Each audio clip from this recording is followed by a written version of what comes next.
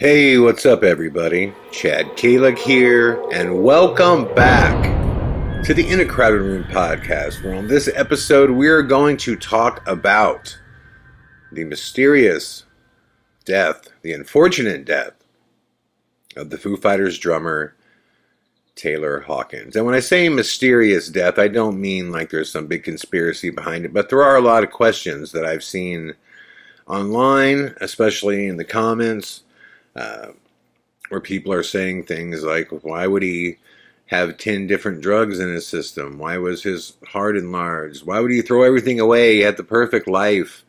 And I think there's answers to those questions that are, I think, somewhat obvious to somebody who spent a lot of time touring.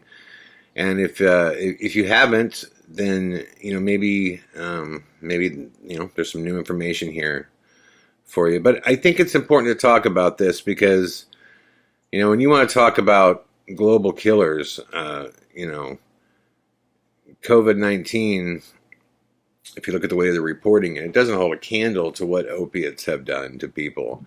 And it's a consistent, just a killer that nothing is really being done about it. And that's unfortunate. And there's a lot of information that isn't out there.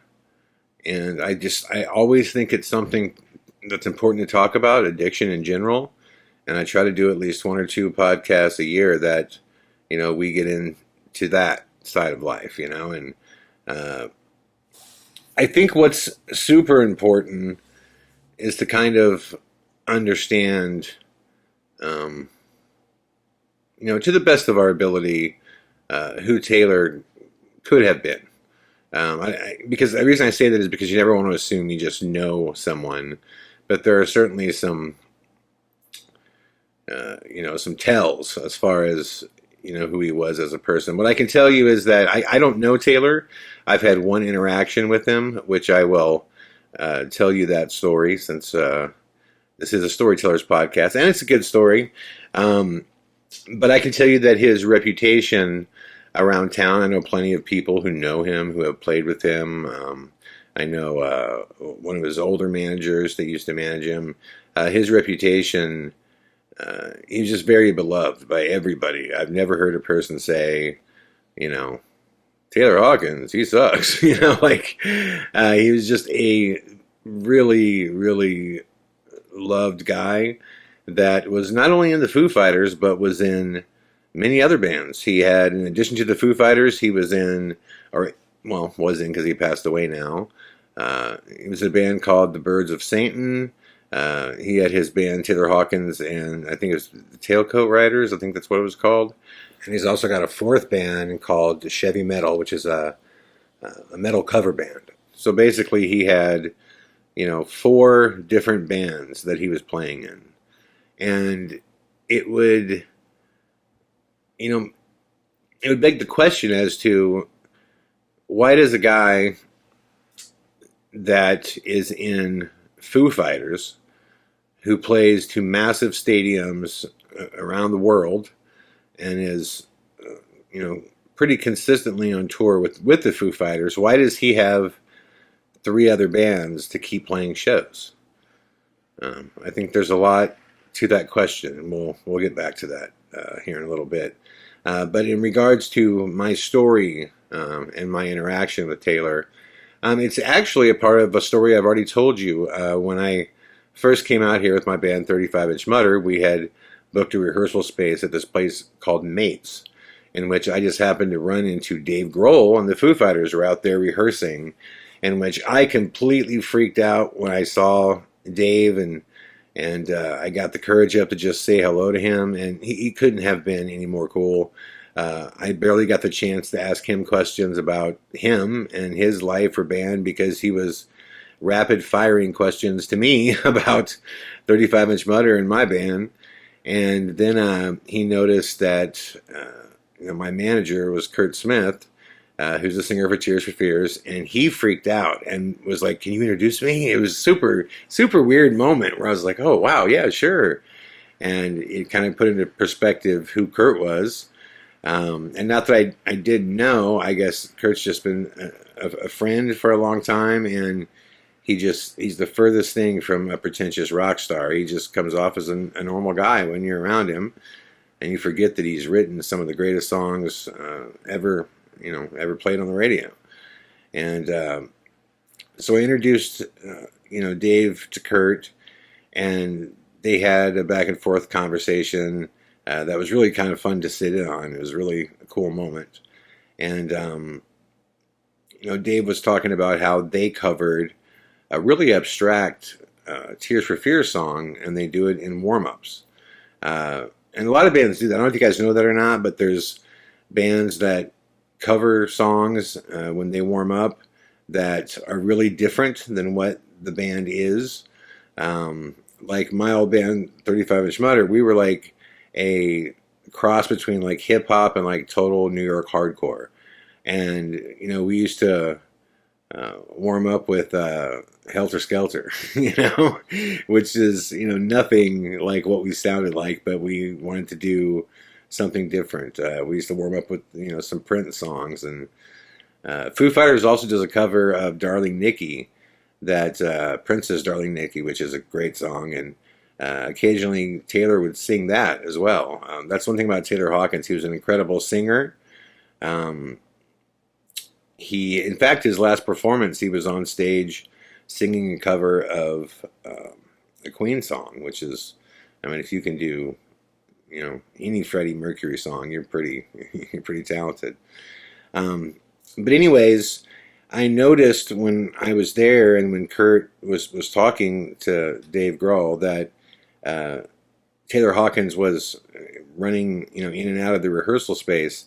And I don't even know if he was fully in the band at that point, because it was super early in their career. And if you kind of know the backstory, Taylor Hawkins was in Alanis Morissette. Basically, Alanis had got a contract for the song she had written, and they were putting a band together. And Taylor tried out with a ton of different drummers, and he got the gig.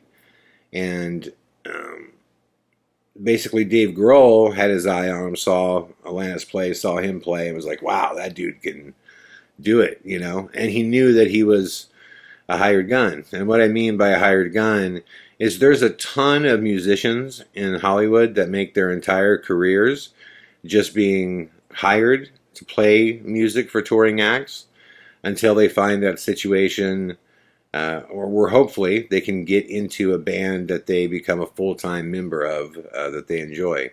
And this happens all the time. There's guys out there that are so good they can just play any style of music and do it, perfectly.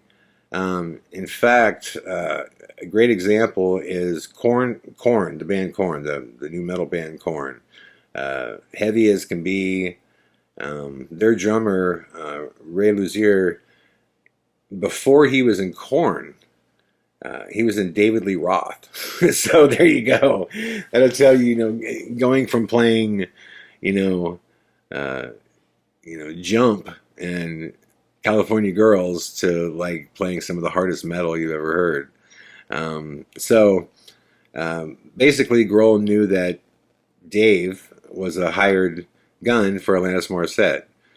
And he pulled off a really slick move. Rather than upsetting Alanis, because there's kind of an unwritten rule, you're not supposed to poach artists.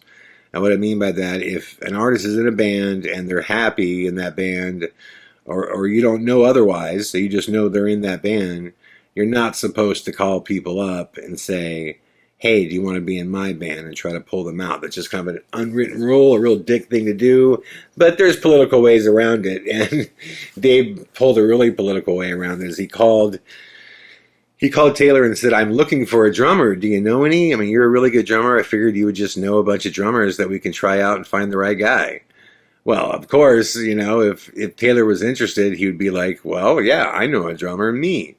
And that's exactly what happened. And the reason was, in Taylor's own words, was that he just wasn't, he wanted to be in a band, be in a band, not like a hired gun, but a full-time, like, this is my rock band. And when he had the chance to play, obviously with Dave, he took it. And the rest is really kind of history. And So I don't know. I think at that point he might have just been rehearsing with them because it was so early in their career. It was so early. I mean, it was back in, geez, it would have been like 2000, maybe 99, 1999. I mean, back around then. But I saw him bouncing around there.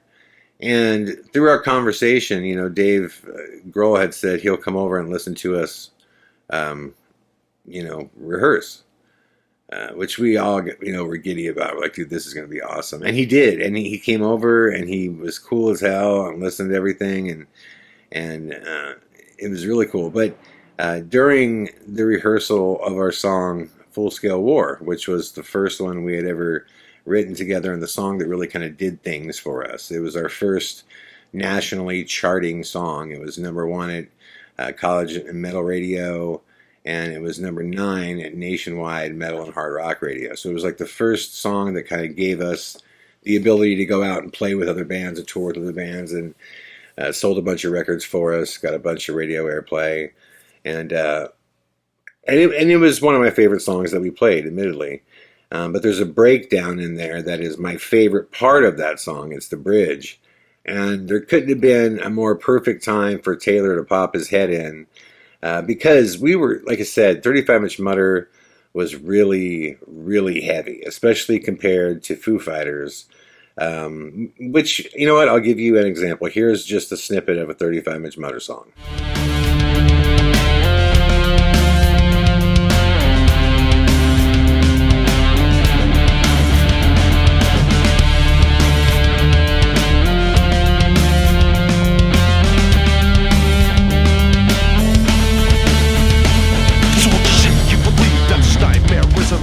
Live in my eyes, make me bleed, so I wouldn't tell. So what you see that you believe that this isn't real. Live in my eyes, make me bleed, so I wouldn't tell. So what you see you believe that this isn't real. Live in my eyes, make me bleed, so I wouldn't tell. So what you see you believe that this isn't real. Live in my eyes, make me bleed, so I wouldn't tell. It's a full-scale war. Bring it, bring it. It's a full-scale war. Bring it on. It's a full-scale war. Bring it, bring it. It's a full-scale war. Bring it on. It's a full-scale war. Bring it, bring it. It's a full-scale war. Bring it on! It's a full-scale war! Bring it, bring it! It's a full-scale war! Bring it on! So now imagine, you're in that band, you're in 35-inch Mutter, and you're that heavy of a band. And Foo Fighters, they write this kind of punk-oriented, well, they've become like a classic rock band, but in the beginning it was kind of pop-punk a little bit. So my worry was that they were just going to go, this shit is so heavy, I'm not into it.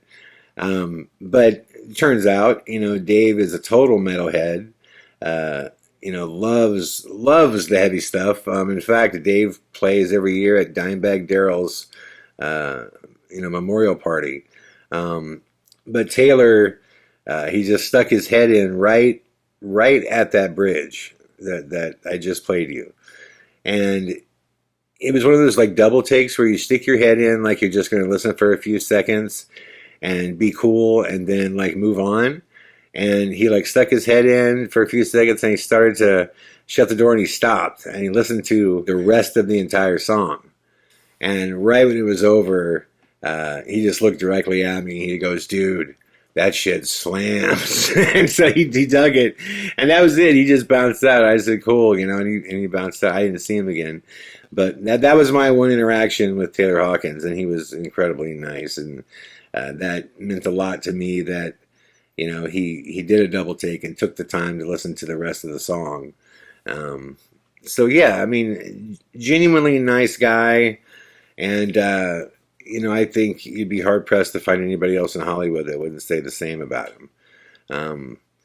But I will say this, when I heard about his death, there was just so many things that went through my head as to why it's possible that a 50-year-old man with all the success in the world, would just be found dead with a just trove of drugs in his system. And he had opiates in his system.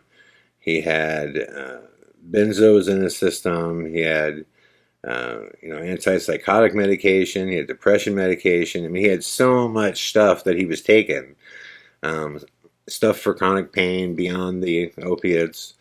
He had, obviously THC in his system. He was loaded up, man. I mean, he had a lot. And like I said, the coroner also reported that he had an enlarged heart, which we'll get to talk about that in a minute. But I guess first and foremost, there's so many things that people just that I didn't know. I didn't know when I first got into music. One of the first things that you find is I knew that as a young man, I knew that I had some, issues, like as far as just things that I dealt with at home, and just stuff that's not fun to talk about. And what I started kind of realizing, and maybe this is just metal and hardcore, because I can only speak from that kind of realm. But I started realizing that all these bands that I met, they were all these, wonderful people that just had, like horror childhood stories. It was like we were collectively just a bunch of broken toys, man, that through music, we were able to express things that we couldn't otherwise express. And that kind of became our currency, music. Like that's what it was. That's what we cared about more than anything, and that it gave us this kind of release that we couldn't get anywhere else. And at first I thought, oh, that's just me. But then everybody I met, it was really just a collection of just battered souls, man. And look, none of us wanted anybody's sympathy. Like it was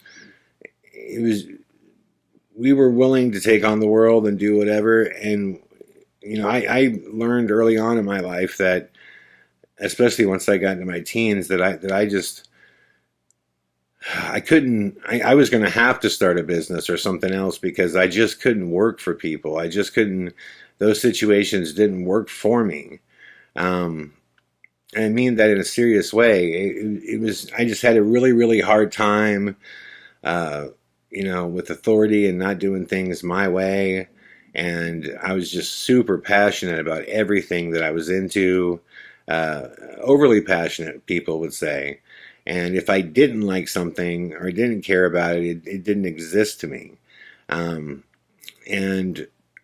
that was just when I learned early on that basically, before I knew it. I knew that I was addicted. I was an addict to anything that brought me like pleasure. That was my thing. Anything that made me feel good, I was an addict to. And that could be food, it could be music, it could be, like, there's positive aspects of that too, right? It could be managing my band. But there's negatives, right? It could be women, could be drugs, could be all kinds of stuff. Now, I was pretty good when I was younger of never, getting too involved in the drug stuff. I mean, I tried everything. I drank a ton. I smoked here and there. But I dipped and dabbled and everything else. But I was always, being completely honest, the music was number one for me. The women, that thing, like, don't kid yourself. A young 18-year-old boy that's out there playing music. Yeah, of course, you don't make any money doing it. So, what are you doing it for? Well, bands would do it for free beer and or women. And, I wasn't afraid to admit that. That was like, that everybody knew that. We all knew that, all the bands we knew and the bands that we toured with. That was just, not only was it part of why you started a band, but it was how you would survive. That's why I never liked the term groupie or anything demeaning towards any of those girls, because there's a lot of bands that owe their existence to those girls that would, give you a place to sleep for the night, a meal in the morning. Again, when you're first starting out, you don't make any money. You don't have any money. But the biggest, most obvious thing to me that became clear is that I was amongst a trove of addicts in my band, other bands, everything is just, everybody I knew, and I knew some world class musicians, man. And, they were, if you ever sit down and try to master an instrument, unless you have that addictive bug, it's just really hard to do. And 99% of the musicians that I knew were all self-taught, just like myself. And I mean, if you ever tried to play guitar, those of you that are listening, you guys will know this when I say it. Like, the guitar is an instrument that you can play the rest of your life, and there's always room to get better. And it takes an addictive personality to learn how to play guitar. Same thing with bass or any other instrument or singing or anything like that. You have to have that addictive bug. And, the first time you write something that is cool and it's good, that will send you into a songwriting frenzy. I mean, it was just, we were all highly addicted to music first and foremost. And that became like number one. But with that, like I said, man, the amount of drug use that was prevalent and accepted in music scenes and with touring bands. Later, I would learn with national touring bands. It didn't, the drug use didn't decrease as we became more successful and started, touring around with the Deftones and Limp Bizkit and System of a Down. Like, I mean, you think these bands that are addicts are going to do less drugs when they have more success and more money? They're not.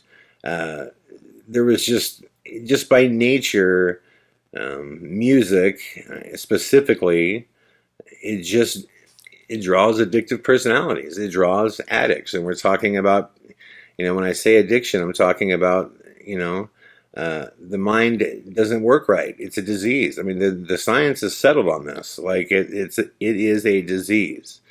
Like, I know this about me. There's a part of my brain that when I latch onto something that I like, it's just very, very hard to find the stop button.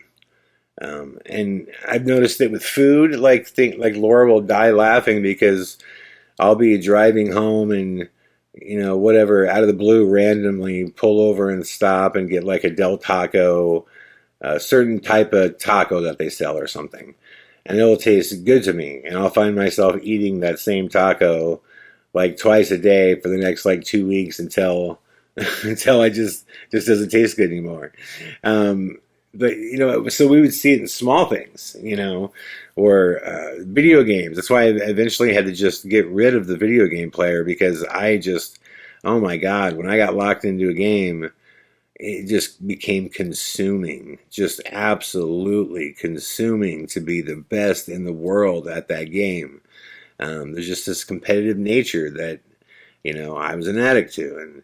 And again, you see that a lot, and that's prevalent in all aspects of touring too. That's the one thing I do want to say as well. If you have any degree of fame or notoriety, no matter what it is, whether it's presenting a show or a paranormal promotional tour or a music tour, or even dudes that are like wrestlers, like all that stuff, there's going to be those temptations that are just served up on a plate. And I mean drugs, women, alcohol,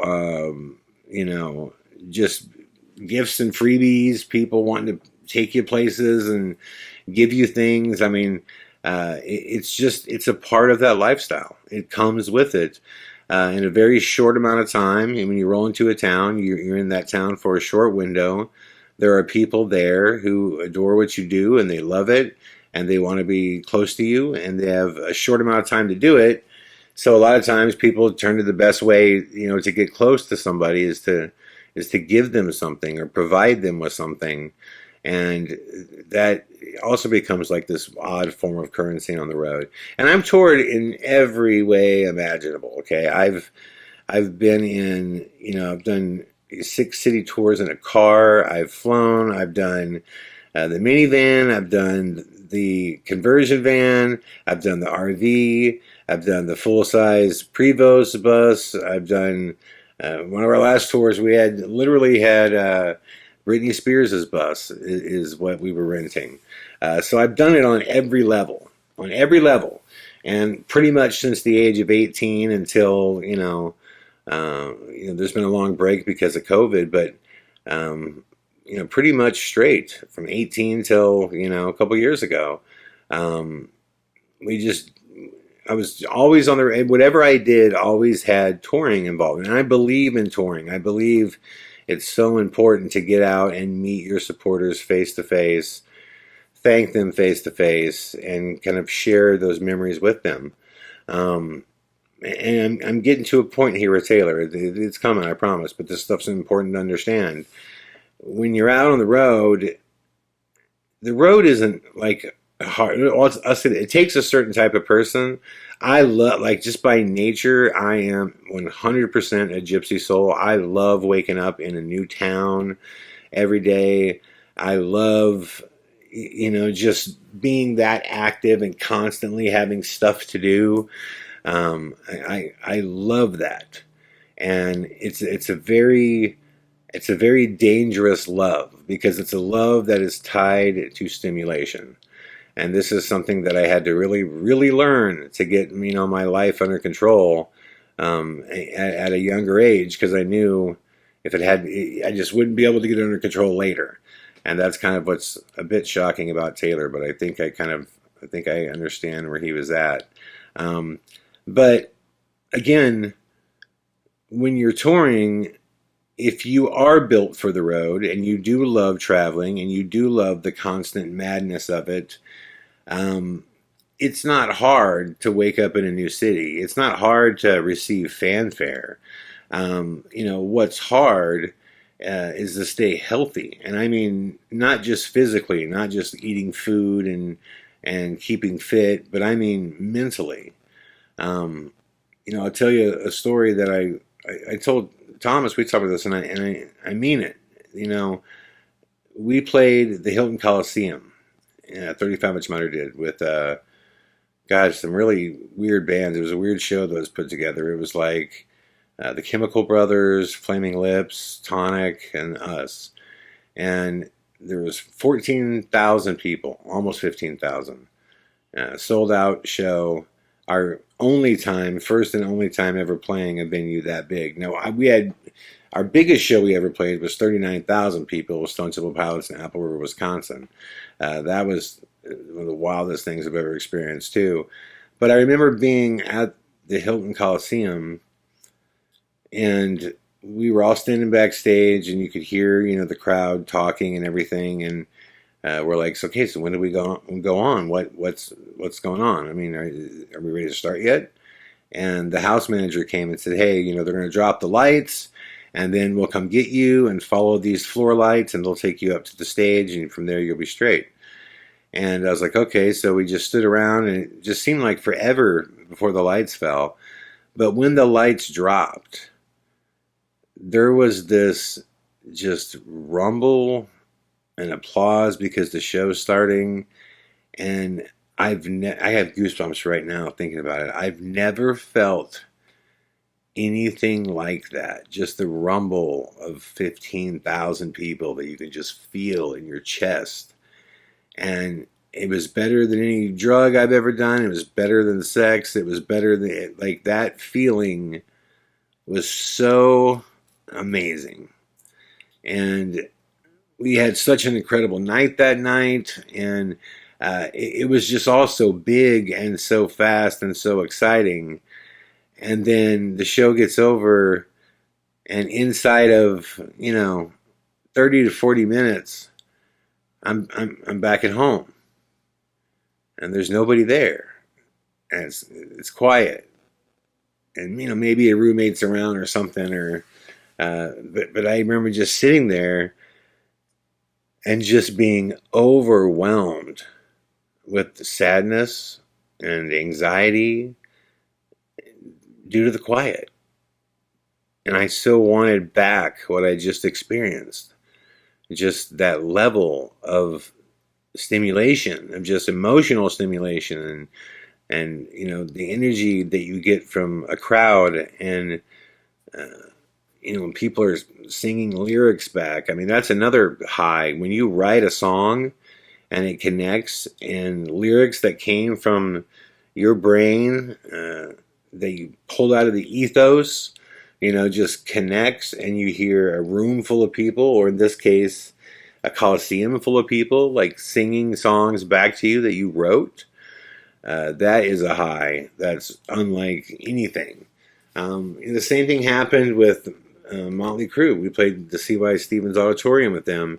And listen, I took Laura to see the Dr. Feelgood tour when we were in high school. If you'd have told me then, hey, in 4 years' time, you're going to open up for Motley Crue, and you're going to be hanging out with Tommy Lee all night, and you're going to be hanging out with Vince.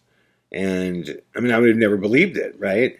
So that night, Laura had to work, so she actually couldn't go to the show. And so obviously, we went. It was everything I could ever dream of. It was like literally my childhood dreams are coming alive.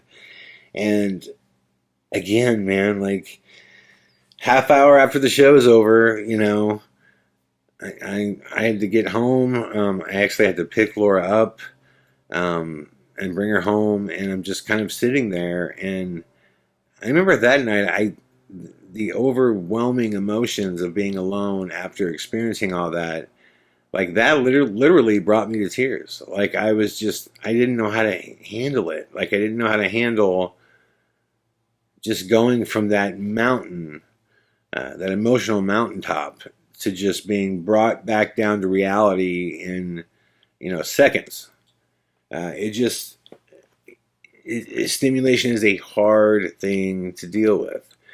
And when you're touring, it's on all levels. When you have anywhere from, 5, 6 to 30 shows like in a row, and every single night you have stimulation in every aspect of life. Eating good food, women, drugs, the music, the highs from playing. Like it's around the clock. It's just pure stimulation. So when it comes to being alone, it just becomes very hard. Whenever I would tour for long periods of time, Laura would always, hate the fact that when I would come home, it would take me, a couple weeks to kind of be Chad again, just to be normal again, and to be comfortable, and because you just kind of forget what that's like. What is life like when you're not playing a show, or when you're not doing press, or meeting people, or partying all the time. That's just guys, it is a super, super hard pill to swallow. Not to, I'm not making any drug joke either. It's just very, very difficult to deal with. And then there's other weird side effects that come from it. I personally never dealt with this, but I can see how it can be a real issue. There's this Jake the Snake Roberts documentary out. There's 2 on him. The second one is kind of how Diamond Dallas Page helped him get his life together. But the first one is it's bad. I mean, it starts out where Jake the Snake is totally, totally addicted to like crystal meth, and he's playing like these little bars, and he's trying to force the promoters to pay him in meth and not cash. In some places, trying to get him to do both. And it's a really sad documentary because he talks about how he kind of got there is he lost his wife because when he was out on the road, he, started, sleeping with different, I guess groupies is the term, but yeah, different groupies. And it started out like with him and one woman, then him and like 2 women, then according to him and like 3 women, and now it's like, what can I have these girls do to each other? And like he just kept pushing the bar so high that when he came home to his wife, he couldn't perform. He couldn't even get it up because his mind had been so altered and so like out there that like what he called basic or quote normal sex life between he and his wife was unachievable. And he talked about how it just ripped him apart because he loved her and he cared about her, but he had been so overstimulated that it just wasn't there. He just didn't have the same excitement. And so just like any other drug, now he's like chasing that first high. Now he's trying to figure out how does he get that back, and it ends up destroying him. And that's the way drugs work. The first time you take a drug that you like, it feels better than it's ever going to feel. And every time you're going to try to get that high back, and you're never going to find it. It's never going to come back to you. And I look at Taylor Hawkins' situation. I mean, I don't know his childhood story, but this is a guy that had been touring nonstop. So you say, why would Taylor have, three other bands? A cover band, and like the Birds of Satan, the Tailcoat Riders, and then Foo Fighters. Well, think about how much stimulation he must need just to feel like normal. I mean, one would think that the Foo Fighters alone would be a big enough job. So why does he have three other bands to go out and play shows constantly with? My guess is that he just that's become his normal. His normal is playing shows every night and getting that fanfare and getting, and it's not just fanfare, even camaraderie from other bands, just showing off your skills, just playing. Like, this is a common thing, especially in the touring world, where you see that, a lot of people, including my own for a time period, have a real hard time performing and then being, going back to a normal life, or a life with less stimulation. And that's just a deadly, deadly, deadly thing. And, it's, there's a lot to that too. Like, I've always been pretty good at reading, if I read comments, I don't read a lot of comments, like just, browsing. When I go to the comments, I'm usually looking for things to do, like a Q&A, like a podcast. I've never really been one to read the comments though, but I know a lot of people in the entertainment industry that they have to like literally train themselves to not read comments because they freak the fuck out. Like, they just can't handle negativity. And I've seen this mostly happen with some of the most successful artists that I know or have met, where they get super upset by like negative comments and stuff made by, it doesn't matter if there's like 600 comments on there that are positive. If there's one where someone's really nasty, then it totally bums them out. And they don't want to feel that anymore. They don't want to hear that there's something wrong with them, or someone hated their, music, or hated their performance. Like, you get to the point where, I should say, a lot of people get to the point where they just can't handle that. And it's kind of a weird thing. I saw Shia LaBeouf say he used to have a problem with that. Shia talks about a lot of stuff I'm talking about. There's interviews and stuff where Shia talks about a lot of this too.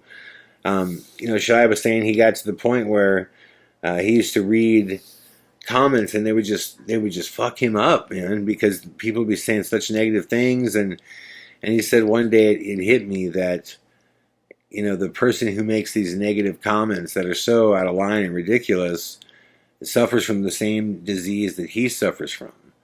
And he said, basically they just want noticed, and they want someone, to acknowledge them, and they want, someone to agree and to love them. And he was like, it's the same thing like with artists or actors, or, we're all kind of, messed up people where we have this unhealthy need for constant love from everybody that we come across. And when we don't get it, we panic and we freak out inside. And I can 100% tell you that's the true thing. And where you do feel that way, You just feel like you need to always kind of be on 11, and life was just not meant to be lived that way.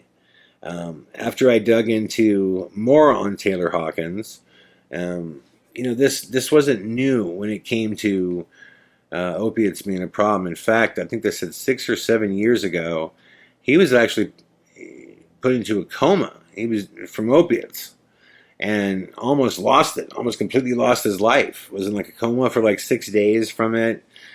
Came out of it, supposedly got clean for a while, and then it came creeping back. And, so this just tells me that, he had been doing this for a minute. This wasn't something that he just started doing a year ago. So it's really, really, bizarre to say, okay, well, if that was the case and he was in that coma, so why would he do it now? Why now would he go back to this thing that he knows is so bad? Well, I did a little research to that question, and I saw an MGK interview on Howard Stern, actually, and it kind of opened a window into Taylor and what, may well could have happened. But the Foo Fighters, 2 days before Taylor passed away, they were in Paraguay, and they were doing these big, summer festival type things. And MGK was also playing the same show, and they had just connected via phone, and they were setting it up where Foo Fighters were going to come see MGK perform for the first time in Paraguay. And they were super excited to just meet him. I mean, obviously, Foo Fighters are legends. And the show got rained out. So they had a travel day, then a day off, and they went into I think, Colombia was where they were. And, MGK was talking about the fact that, they invited him over to hang out. They called and said, yeah, there's no, show. Obviously, we're here, but we locked off an entire, floor, and it's ours, and we're going to be partying all night long. Come hang out. And so MGK said they rolled in 20 deep. And, he said Taylor was what everybody says, was the nicest guy, took his time to just talk to everybody that was there, and, went around introducing himself, and they ended up having a blast, he said. MGK said, just having an amazing time with Taylor. But it kind of shows you, again, you would think, what a guy that's in Foo Fighters, that's out on tour, headlining these events to 50, 60, 80,000 people. I mean, on their day off, really? What you just want to block off a floor and party like crazy. It's isn't enough of that going on? You know what I mean? But again, it goes back to show you that these are addictive personalities. The idea of, slowing down and just chilling and getting away clearly wasn't on the mind of, Hawkins or anybody that was over there, hanging out and partying. So it just tells me that that's something that he needed. The fact that he had 3 other bands to fill up the schedule when, Foo Fighters was not on tour tells me that's what he needed. And, there's already a history there of drug use. So I hear, people say, well, why did he have 10 different drugs in the system? Well, if you look at what the drugs were, they tell you a lot about him. Like I said, there was, in addition to the opiates, it was heroin. So dare I say he didn't get that from a doctor. So that was obviously scored. But they said he was also on, I think it was Xanax and some other downers as well, an antipsychotic. He was just on a trove of drugs that were almost all downers. And what I mean by downers is anything that makes the heart beat faster and speeds you up is, that's speed, whether it's Molly or Coke. There wasn't Coke in his system. That doesn't mean that he hadn't done Coke, but he was just on a massive amount of downers, things that suppress the breathing, suppress the blood flow, suppress brain activity. Uh, so why he would have so many downers? Well, I mean, it just tells me that he deals with depression. Because I don't know why you would take, benzos with opiates, which are both massive downers. You take too much of either one of those, and yeah, you're dead. Like, that's just how that's going to work. You're going to stop breathing. And there's not much you can do about it. And at 50 years old, you would think that he would kind of be, I'm not joking when I said, but kind of like a professional drug dealer. You think he would know his limits and what he can do and what he can't. But the problem is, when you get so high on that stuff, you lose your short-term memory. You don't know what you took. You don't know when you took it. And it sounds to me like one of those scenarios. He called in 2 hours before he died and said he was having chest pains, but he didn't go to the hospital, and that might have cost him too. Initially, when he, when his chest started hurting. As far as his heart being enlarged, that is typically a byproduct of cocaine. But it can also be a byproduct of long-term intravenous use. Just from using needles, you can build up plaque around the heart. Over a long point of time, yeah, your heart can actually expand. He could have had, I think it's called cardiomyopathy, which is just an enlarged heart, period. It just could have been, you can be born that way. Capone, our first bulldog, was born that way. He had cardiomyopathy.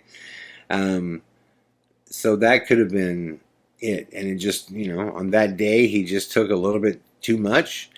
And that oversized heart just, stopped working. That's what it sounds like to me, is that he was naturally on a bunch of antidepressant medications, and then he started partying, and he just kept going and lost track of what he took. I just think Taylor was, like a lot of us, man.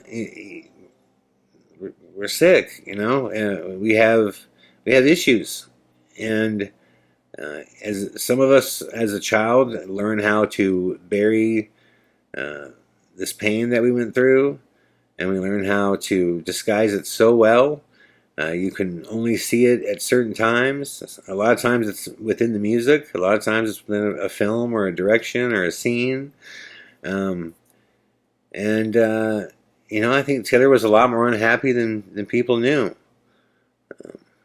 But his job was to make people happy. I mean, I just told you about the feeling that I had in my chest when the lights dropped. Can you imagine?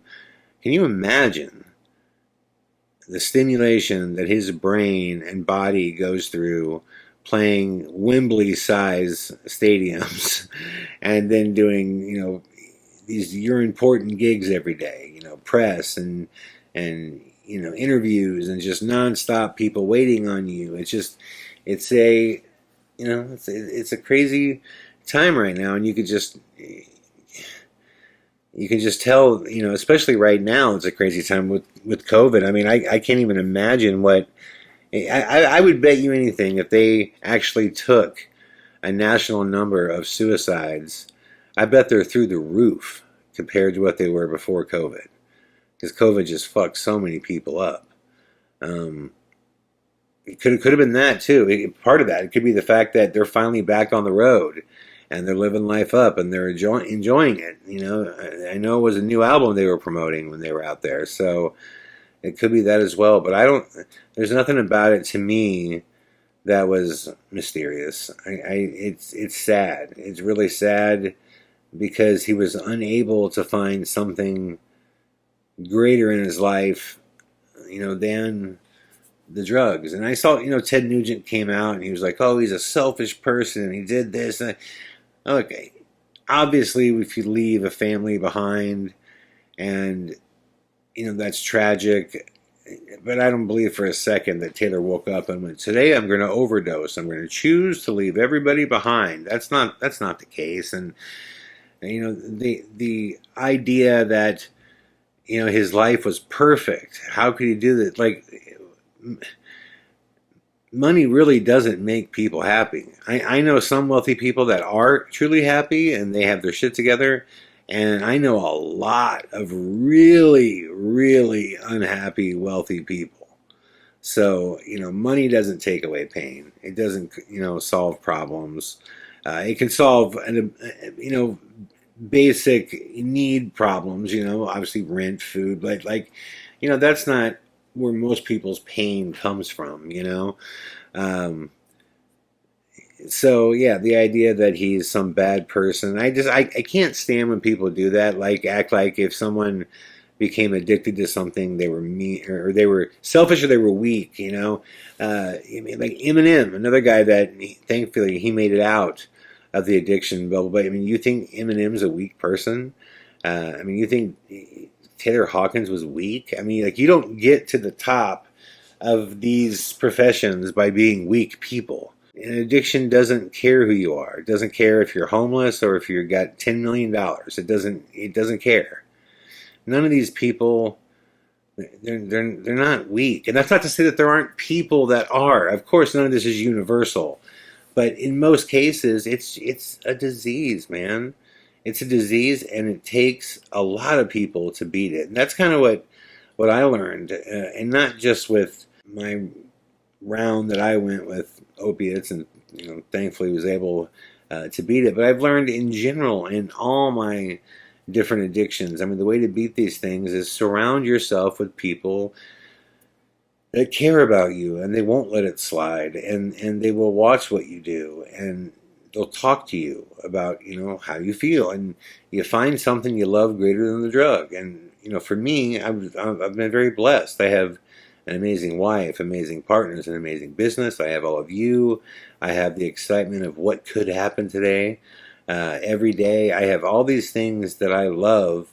I have, so many people in my life that would be so hurt if I, checked out and just started, just focusing on drugs and stuff. I mean, I just remember one day just sitting there going, God, I miss my old life. I just miss my old life. I miss people not worrying, and I miss having my real emotions back and not having everything being just subdued and slow and just and yeah, and then when I finally was able to kick all of it and get clean, it was just like this reminder that, oh my God, like this is so much better, and all these wonderful people are in your life, and when you hurt yourself, you hurt them, and you don't want to do that. And, but at the same time, you got to forgive yourself too. You got to be like, okay, I did wrong. I did it. Admit it. Stand up to it. And then forgive yourself and make a better life. And I'm sure if Taylor could have done that, that's what he would have done. Nobody wants to be an addict, man. There are people that are listening to this right now that are full-blown addicts, and I guarantee you they don't want to be. Nobody wants that life, and it does not make you weak if you become addicted. You're not stupid. You're not, selfish. Like I said, I don't think for a second Taylor woke up that day and went, I want to just fuck everybody over that loves me and just OD today. It was something that happened. And we live in a world where sometimes things happen. And they don't make sense, and they're not fair. Trust me, man. Everything my father just went through, and the fact that he died alone. I mean, like the world is not fucking fair, man. Things happen all the time that are tragic and just shouldn't happen, and you'd give anything to have a second chance. And I think that's the one beauty about getting clean, is that it is a second chance. And I don't know. I don't know Taylor, but I feel like I know enough of my own story and enough of the story of those who are musicians and artists and what we all kind of suffer from to kind of know. I don't think there's anything mysterious about it. I think he was partying and got carried away. The end. So, if you know someone who's suffering from addiction, talk to them. Talk to them. A lot of times it just takes the right moment, the right person, even if they kind of like push you away and don't want to talk about it. Sometimes it takes trying again, and you hit them at the right time. Like I said, that moment of clarity kind of takes over. It's a real thing. So thank you guys for listening to me about this. Like I said, this is a very important topic for me to talk about and to get people to think about. I hope you guys enjoyed this podcast. Thank you all for listening, and as promised, I will be back tomorrow with more. All the best.